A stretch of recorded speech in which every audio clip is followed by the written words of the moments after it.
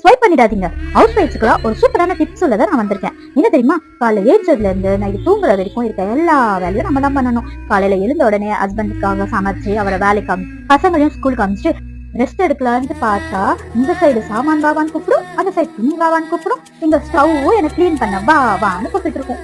இப்போ இந்த எல்லா வேலையும் நம்ம தான் பண்ணணும். அந்த ஒரு ஸ்ட்ரெஸ்ஸும் ஒரு கடுப்பும் நம்மளுக்கு வரும் பாருங்க.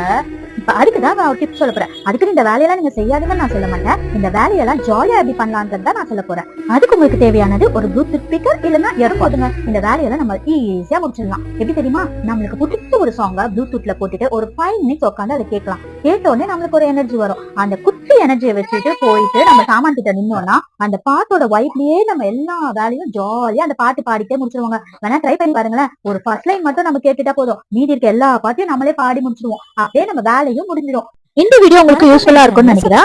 நீங்க இதை ட்ரை பண்ணி பார்த்துட்டு உங்களுக்கு ஒர்க் அவுட் ஆச்சா